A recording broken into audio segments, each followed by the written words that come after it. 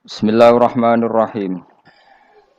Terus Imam Fathul Bari itu cerita, ketika Rasulullah SAW dawuh Iqra'hu fi syahrin, ada sahabat yang pamit mau khataman tiap bulan enggak boleh, 2 minggu enggak boleh, seminggu enggak boleh. Walhasil itu dipakai alasan. Terus Nabi ngendikan Iqra'hu fi syahrin sampai Iqra'hu fi sab'in, sampai ada riwayat Iqra'hu fi salasin. Sudah 3 hari khatam sekali itu sudah kebanyakan. Apalagi 1 hari khatam sekali. Itu kemudian dipakai kelompok tertentu untuk mengkritik tradisi NU yang 1 hari khatam. Tapi apa jawabannya Imam Fathul Bari? Apa mereka yang mengkritik itu benar-benar nyata Iqra'hu fi syahrin, kemudian mereka itu khatam tiap bulan? Kan enggak juga. Oke, kamu kritik enggak apa-apa dari Imam Sinten Ibnu Hajar Al-Asqalani, tapi kamu juga harus baca Iqra'hu fi syahrin tiap bulan benar-benar apa? Khatam. Iqra'hu fi sab'in. Memang benar-benar tiap 7 hari khatam. Niki ngritik sing khataman sedina tapi ya ora khataman tiap 7 hari. Jangan bakatnya njen ngritik. Nah, terus Imam Fathul Bari cerita, a'rafun nas, orang paling tahu tentang yang dikehendaki Rasulullah SAW tentu ashabu, beberapa sahabatnya. Dan ternyata Sayyidina Utsman itu setiap malam khatam. Artinya apa? Tiap hari beliau khatam. Masa Sayyidina Utsman enggak tahu hadis itu?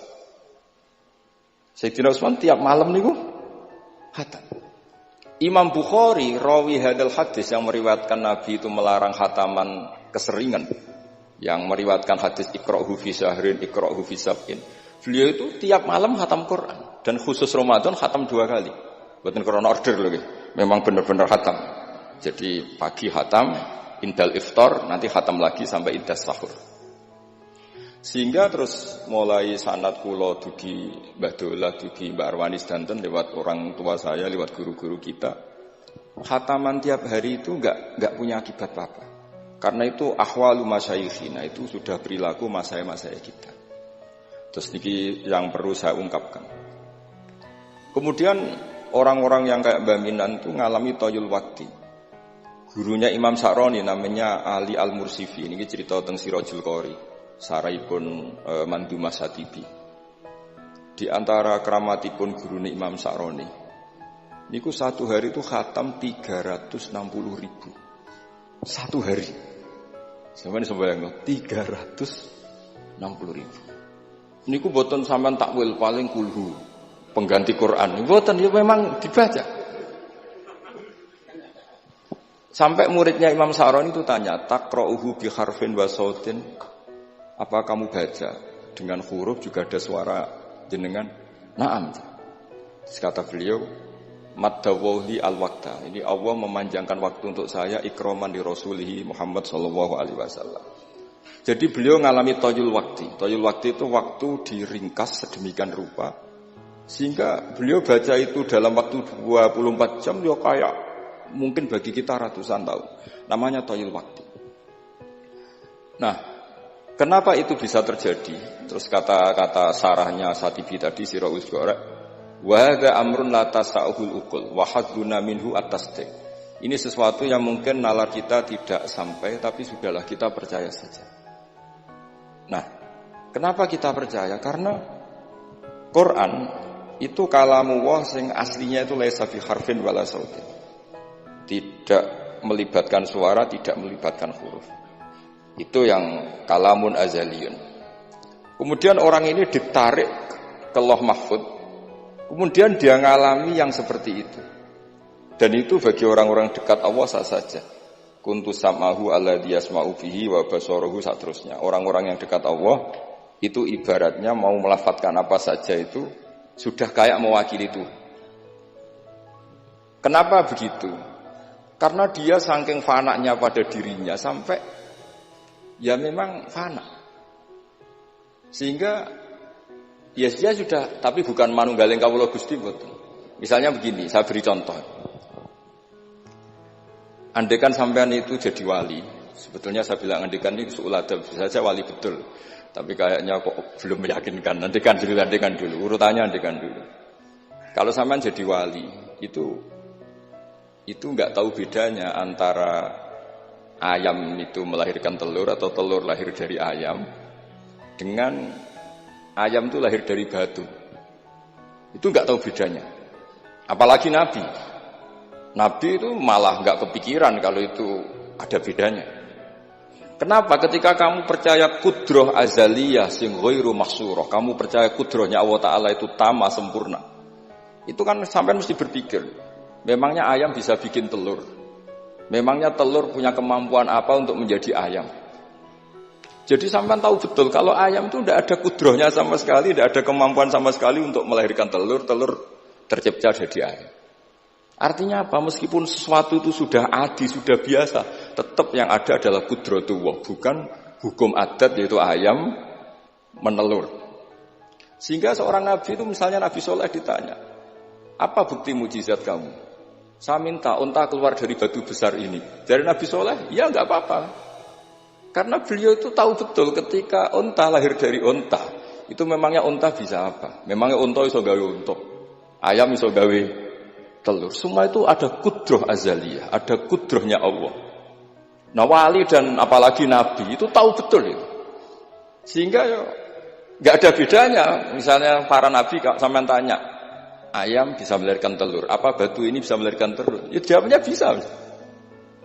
Sehingga ya betul lah, terus ada Naqatu Soleh itu keluar dari apa? Batu. Dan Nabi Soleh biasa saja karena beliau memang Nabi. Rasulullah ketika sahabatnya kelaparan, terus diundang Jabir masakannya sedikit. Ya beliau bilang ini masakan harus jadi banyak. Ya banyak, untuk orang sekian ribu cukup. Ketika sahabat kurang air di padang Sahara gitu, sahabat bingung nyari air, Nabi malah sari, masyhur. Sari, terus ya santai aja ketika beliau dilaburi kurang air, terus ya sudah minum air dari sini, terus fana ba'al ma' min baini asofi'i. Karena Nabi itu orang yang tidak bisa didikte oleh hukum adat, sehingga tidak terus ayam ini bisa melahirkan telur, berarti mungkin. Kalau batu enggak melahirkan telur, tidak mungkin. Terus kamu bilang ini mungkin, ini tidak mungkin. Itu kita kalau di matolek kan diajari. Padahal mungkin tidak mungkin berdasar hukum adat, bukan berdasar kudrohnya Allah Subhanahu wa ta'ala. Nah, orang-orang yang sudah begini masalah rezeki juga gitu. Soalnya sementing para pangeran, mosok dimbarno pangeran. Akhirnya sudah sementing muamalah mbek Allah. Makanya dulu ada cerita seorang Habib, dia enggak punya pekerjaan, terus setiap hari dia sholat, tiap pagi ngantor. Ternyata dia ke mushola atau ke masjid sholat. Terus kata Habib itu, ya Allah, semua orang yang kerja engkau gaji, maka saya ya harusnya engkau gaji. Ibu yo terus sugih, tapi bukannya ditiru boleh.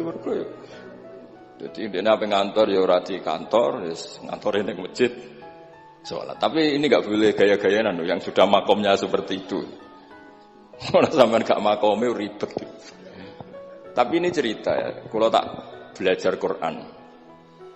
Sehingga para nabi itu gak kepikiran, misalnya Nabi Ibrahim itu gak kepikiran kalau api itu bisa membakar, karena beliau tahu api apa punya ikhtiar, api apa punya irodah, punya kehendak, api apa punya cara yang diinginkan api itu untuk membakar saya, kan tidak juga, dia benda mati, pasti itu murtangan Allah. Sehingga ketika beliau mau dibakar ya santai aja, beliau gak tahu bedanya di sana sama di sini. Semua nabi itu begitu, ma kunta tadrimal kitab walal iman. Makanya semua nabi itu rata-rata ummi itu ya pokoknya sudah begitu. Makanya disuruh berdoa ya enggak mau. Kata malaikat Jibril, saya Jibril untuk nolong kamu. Tidak, saya tidak butuh kamu. Maksudnya kamu ngomong nanti tak sampaikan ke Allah. Allah itu sudah tahu tanpa kamu. Hasbi min su'ali ilmuhu bihali. Itu nabi. Nah, Rasulullah Muhammad SAW juga sama. Ketika mau perang Badar, itu kan musuhnya itu 1000 lah kira-kira gitu. Sahabat itu 300. Terkenalnya 313 sama dengan ashabi apa itu? Talut itu. Apa itu? Waqatala apa Daud itu, ashabi Daud itu. Itu Nabi ya santai aja. Padahal itu pedang satu dipakai orang 10. Sampai bisa bayangkan perang pedangnya gentenan. Tidak bisa kan? Tapi Nabi karena diutus Allah ya jalan saja. Ya santai. Karena bagi Nabi itu nanti ada kudratullah. Betul. Ternyata perang musuhnya 1000, musuh 300, yang satu perlengkapan lengkap, yang satu gentenan pedang. Perang ya Dibacok sik nyelip pedang ngono mesti kan yo gak iso bayangno. Singkat cerita terus masyhur itu Nabi terus berdoa. Ya Allahumma intuhlik hadil isobat alam tu'bad ba'dal yaum. Walhasil terus ada pertolongan dari Allah. Artinya Nabi nganggep ini gak penting 300 apa 100. Orang menang itu ya karena biqudratillah. Begitu juga di perang Khandaq sehingga Nabi itu pernah minta kakinya kambing. Kaki yang depan namanya dirok. Dirok itu 2 kan, namanya kaki depan itu dirok. Coba ambilkan dirok itu, ini ada tamu, diambilkan. Terus diambilkan lagi, ambilkan lagi 1, diambilkan. Terus ambilkan lagi, bukankah kambing diroknya hanya 2 ya Rasulullah? Andai kan kamu langsung ngambil, pasti tetap jumlah itu ada. Karena ketika Nabi ngendikan, ini jadi konstitusi. Jadi kemana malaikat kudu melok ribet Nabi ngendikan. Ya masyhur kan Nabi khutbah, padahal pas musim kemarau nggak mungkin hujan cara hukum adat. Ya Rasulullah khutbah itu suwi-suwi niki wong bingung perkara ana udan. Pun soe niki bingung halakatil amwal mergo gak ana udan. Niku Nabi langsung ngendikan udan. Bareng udan minggu berikutnya wong kebanjiran sakniki mboten rusak krana kemarau tapi krana banjir. Niku Nabi ngendikan Allahumma hawalena wala ini langsung mari. Artinya Nabi itu gak bisa didikte terus. Ini secara ilmu falak, ini gak musim hujan. Nah, saya kan perhitungan, gelem istisqa sak usih didelok wis musim dadi istisqa. Kalau di konco kiai ahli falak, ini kon istisqa ora gelem. Tak takoki kena apa? Tak hitung jek suwi kesudan iki. Engko ora ketara ramandine, dadi dekne ngenteni. Wis, yo ono kiai rondo politik ngoten yo. Tangan-tangan yo bener, timbang terkenal ngobos kan nurono reputasi dadi. Iku yo. Tapi kalau Nabi itu ndak. Nabi itu makun tadrimal kitab walal iman.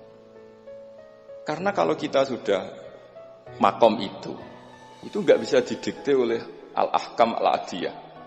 Nak pitik mulai rondo, pendok dari pitik. Makanya ketika ada kitab Al-Fusunul Hamidiyah, hukum adat itu telah membodohkan kita lama sekali sehingga Anda tidak bisa percaya kudroh tamah. Dan ini kaitannya hormat baminan ini nanti tentang Quran. Nanti jenengan melihat mukjizat terus gampang sekali. Kata Imam Al-Husunul Hamidiyah ngendikan umpama klungsu niku biji asem nih. Andai kan tidak pernah terjadi klungsu itu jadi asem yang besar. Kemudian buah, kemudian macam-macam lah. Ditabak truk nganti masalah tenan. Terus itu gak pernah terjadi. Terus akhbaru kamu birun, terus kamu diberi cerita orang, ini klungsu ini bisa jadi pohon besar sekali suatu saat. Kamu pasti tidak percaya. Oh ini mohal, masa barang kecil jadi besar. Berhubung sering terjadi, terus Anda bilang, mungkin. Tapi pertanyaannya, ketika mungkin itu kamu kan gak ikut bikin. Namanya mungkin tidak mungkin kan kamu harus punya otoritas ikut bikin. Kamu kan gak ikut bikin, kok bilang ini mungkin, yang ini tidak mungkin. Ketika itu sering jadi pohon besar, Anda pun tidak berkontribusi kan? Kontribusinya siapa coba? Allah Subhanahu wa Ta'ala. Nah di sini terus para wali itu sudah mengabaikan itu semua. Jadi ya Nabi kalau mau mi'raj ya sudah terbang saja. Kayak Abdul Qadir Jilani kalau mau tawaf ya tawaf saja. Padahal beliau di Baghdad. Imam Nawawi itu di Damaskus. Tiap malam itu tawaf. Padahal penerbangan 3 jam. Karena beliau gak roh bedane. Ki adoh iku parku. Mbak Mutamakin kepengen teng Mekah ya teng Mekah mawon. Ra usah antri haji, paspore diurus. Kondo Mas Nadi pun kondo menak nu mboten usah ngoten. Mboten usah ngoten. Niki cerita wali mboten. Artinya nah, orang-orang ahli Quran itu sudah ke makom itu. Sehingga yo coba warai nak tengok-tengok ning omah terus rezekine piye yo coba warai ngono kok dadi goblok malah niki pun makomnya seperti itu. Dan kita harus berlatih. Kalau kita tidak berlatih maka ilmu ini akan hilang. Yaitu tadi, terus kita didikte hukum adat, seakan-akan hukum adat ini memenjarakan kita, memasung kita, kemudian kita sampai nanti ada mukjizat, Naqatus Sholeh keluar dari As-Sokhrah, dari batu besar kita janggal, Nabi Ibrahim dibakar oleh api, kita janggal. Sebetulnya itu kalau pakai, makanya di Matolek, di semua pondok diajarkan, ada mohal akli, ada mohal adi. Kalau mohal adi itu ya sebetulnya tidak mohal, cuma secara adat itu jarang terjadi. Tapi kita harus mulai berpikir, dilatih. Ketika telur jadi ayam, memangnya dia punya ikhtiar? Kan enggak. Tetap di situ ada qudratullah. Lah kalau sama-sama qudratullah bedanya apa? Telur keluar dari ayam sama telur keluar dari batu. Kan sama-sama yang menentukan adalah qud. Lah di sini ini latihan tauhid. Terus yang terakhir untuk sering baca Quran secara fasih, secara benar, secara apa? Ini saya cerita min haisul makna ya. Itu sesuatu itu dikembalikan pada yang punya. Saya beri contoh ya.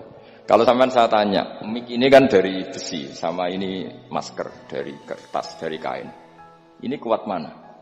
Pasti sampean menjawab kuat mic, karena ini materinya dari apa? Besi. Tapi Anda salah. Artinya salah itu, ya semuanya cerdas tapi lagi setengah. Yang benar adalah, ya terserah jenengan Gus jenengan yang megang. Bisa saja ini masker tak rencanakan, tak awetkan, tak simpen, tak museumkan. Saya punya rencana menghancurkan mic ini. Berarti nanti awet mana? Dinosaurus itu konstruksinya lebih kuat, tapi Allah menghendaki habis-habis. Pitik sing ngono isak nganti saiki.